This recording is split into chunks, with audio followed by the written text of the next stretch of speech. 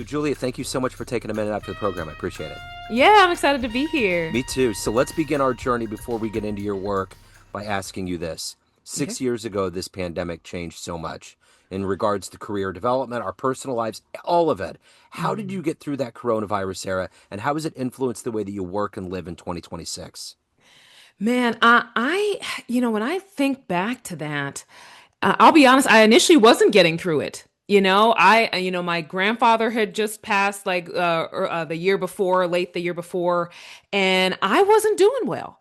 But what I was able to do was actually rally with friends and family using the internet. So thank God for Zoom, right? Because I was living in Baton Rouge and I was away from family and the friends that I knew.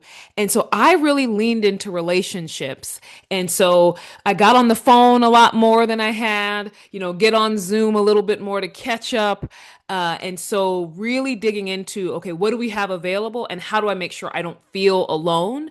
And that's what I was able to then translate into my work and my business was helping, professionals who were struggling with that process. It's like, well, how do you build your network online? How do you stay connected to mentors online so that people didn't feel just completely disconnected and alone?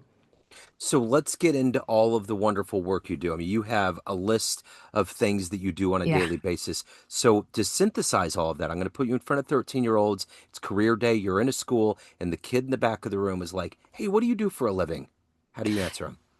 I say I help leaders become the people they wish they had before. So thinking about if you're a leader and you think about, man, when I or if you're an individual, when I become a leader, I want to be like this, Hmm. or I want to treat my team this way. So that's how I show up and how I serve people. It's like I make you the leader that you wish you had, and it's just that simple. So in terms of the actual services we provide, it's keynotes, training and workshops, as well as consulting to help build leaders and organizations and build out leadership culture and leadership development programs.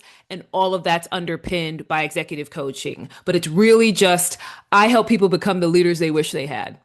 So what did you want to be when you were a kid? What was your dream job? My dream job, I wanted to be a lawyer. I Okay. wanted to be a lawyer. I love to talk, and so I wanted the opportunity to, be able to talk and debate people. And so being a leadership development coach and speaker, you kind of do some of that, not quite the same way, but that was my dream job as a kid. Did you pursue it at all? No, my Okay. sister became a lawyer though, Okay. All so right. I'm able to live vicariously through her skill All set. right. So talk to me a little bit about growing up. Where are you from originally?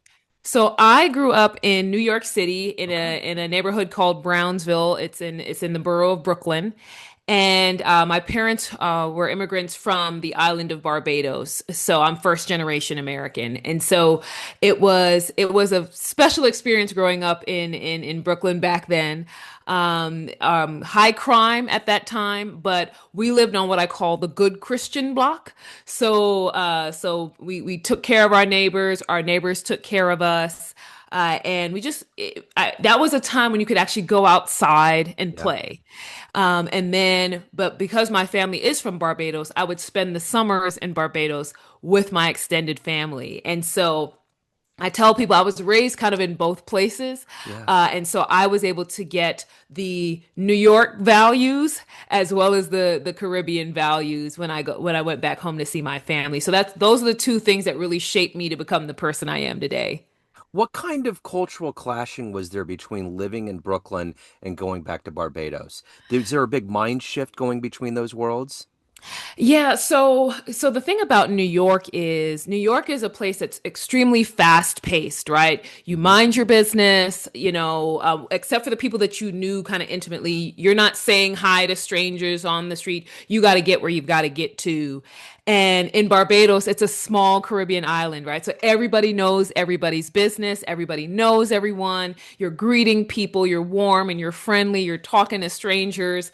And so that has probably been one of the biggest shifts because even now, when I go back and forth between those places, I have to put my New Yorker hat when I'm back in Brooklyn, and then I have to put on my Caribbean hat when I'm back home with my parents. But that was probably one of the biggest things is realizing that in New York and I feel like in the US in general, a lot of times it's I'm focused on me, I'm focused on where I'm going and what I've got to get done. Whereas in the Caribbean, it's about, hey, I'm focused on what I have to do, but what about you? How can I help you? And they don't have this fast pace, hustle and bustle. Yep. It's very much about, I'm going to get there when I arrive.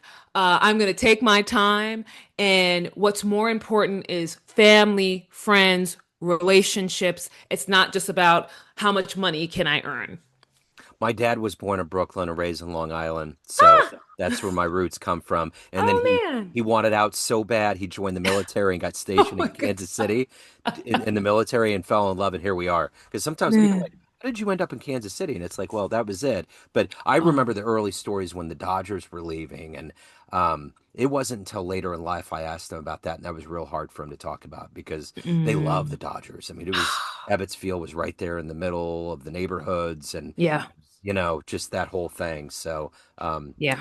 So what was it about your parents, your family, your friends, your growing up that gave you this foresight to not only want to dream about being a lawyer, but to speak now and to help people, to motivate them, to have these ideologies of leadership that you imbue on clients? What were those things that were given to you? Well, it's a couple of different things. When I think about my parents and just how I grew up, my parents are Christian. And so they gave me that foundation as to the mindset of if you want to be like Christ, you have to help people. So if I'm going to exist on this earth and have any purpose, it should be in the service of others. So that's kind of the foundation. But on top of that, especially the Caribbean values, it was a lot about finding a level of excellence, right? When you think about immigrants, right, they're typically coming to the country with not a lot, right? My parents, they had to start over with their GED. My dad was an established teacher, my mom was a nurse, and they had to come to the US and literally start back from scratch. And so that mindset of, hey, you have to put your best foot forward, you have to give it everything you've got to be focused and you've got to seek excellence. That's part of what I now infuse into my leadership and career development is not only helping people to motivate them but also get them to strive for excellence, get them to strive to not only build themselves up but help others be excellent as well. So I would say those are the key things when I think about my family. It was just that, my dad always said, he's like, you can't, you were born in this country. He's like, you don't have any reasons not to succeed. You didn't have to start over. You have access to everything this country has to offer. There's no reason why you can't find excellence. And so, how I've shifted that into leadership is if you have the right tools and you have the focus to really want to be a leader, there shouldn't be something that holds you back.